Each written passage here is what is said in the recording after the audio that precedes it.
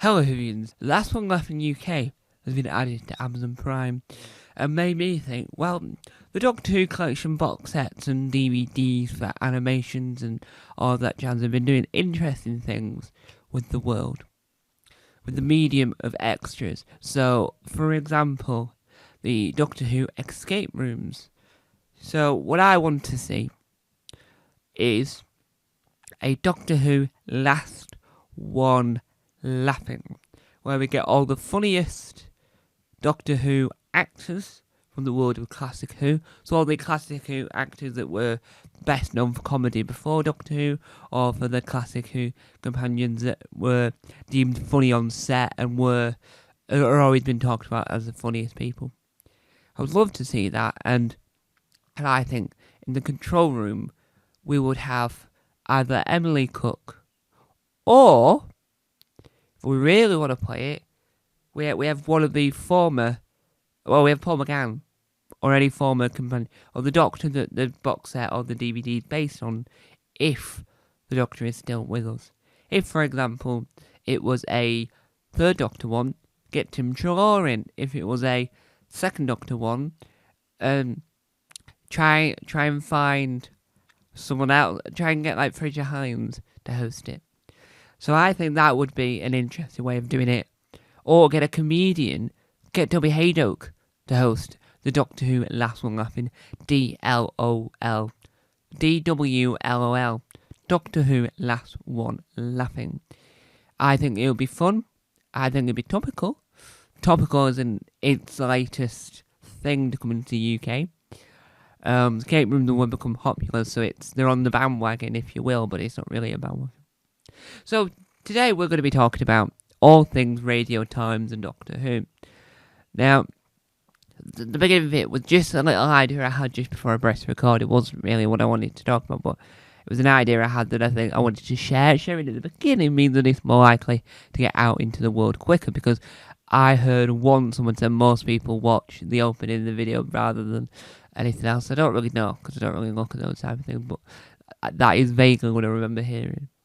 Radio Times this year, or this week, is celebrating 20 years of New Who, Doctor Who from 2005 to present day. There was a gap in 2016, but we've had 6 years of Doctor Who with a gap in the 90s. The wilderness years. Now, I was going to say, oh look, this is the cover I got. I got mine delivered by post, so I'm going to wait until tomorrow's video. So this is part 1. Tomorrow's part 2. I'm going to wait until tomorrow's video to be able to work out whether or not the delivered ones that you get delivered to your house, the subscription versions, will they send out 6 versions of the same magazine because it's different covers? Or will we get a subscription-only covers? Like with the Christmas Radio Times, you get 2 versions. You get the regular one that everyone's buying in Tesco's, Asda, Sainsbury's, all the supermarkets that stock Radio Times and newsagents. And then you also get a special subscribers-only version, which has a special cover on it. And sometimes we get special covers that are slightly better than the cover that everyone else would get. So I'm not going to show you my cover till tomorrow, because I'm going to wait until I'm going to give it a day to find out whether or not I'll get any more versions of it, because I think I quite like the cover, but I do think I slightly want to see if they'll send them all. I highly doubt it, but it's worth looking at. It's worth checking, and it's worth investigating, is what I always say. So, Radio Times have to be a big fan of Doctor Who, technically, because in the early days of Radio Times, before Radio Times is what it is now, Radio Times was owned by the BBC. So obviously, when there was a big BBC programme coming out, that would be the front cover. And so Doctor Who was the front cover many times, and many versions across the years. And since I started getting the subscription, I've had many Doctor Who covers that I'll probably demonstrate and show off in a future video next year. The reason why I say next year is because just in case anything else happens with it, or once I find out the best way to display them, I'll be able to show them off. That'll be a next year project.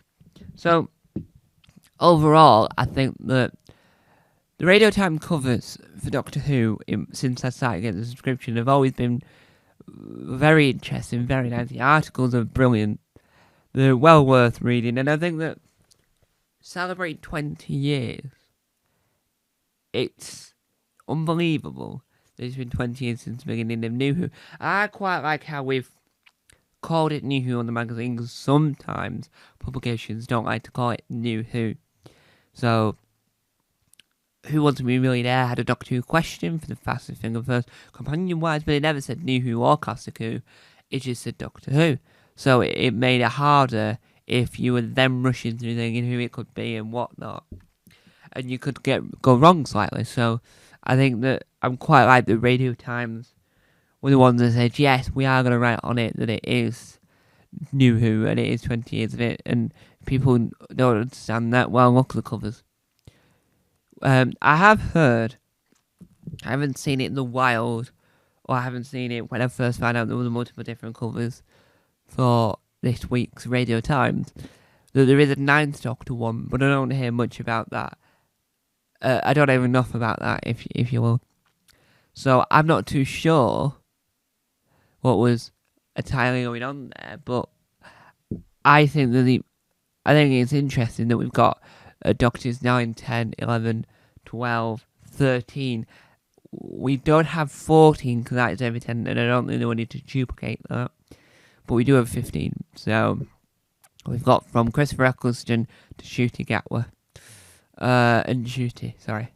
I saw a video recently of how he pronounces his name, and if I keep getting it wrong, I do apologise, and if anyone wants to help correct it, I'll be happy. And so yeah, overall I think that the article within it, which I'll demonstrate in part 2 of this, it's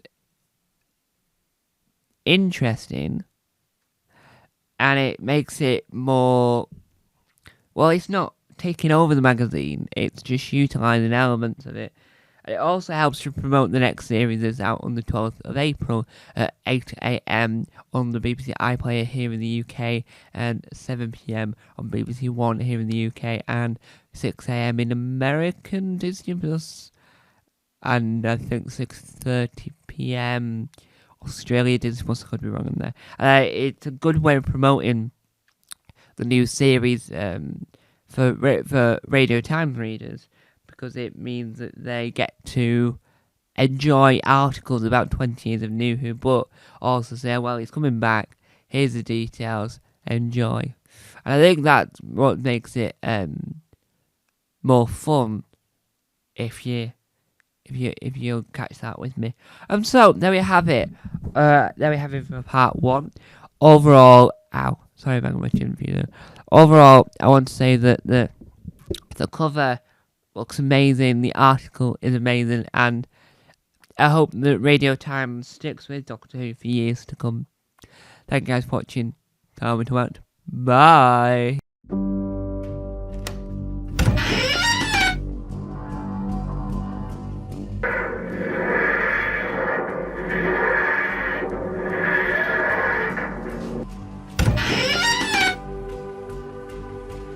Don't forget to subscribe to the official Tom Mason YouTube channel.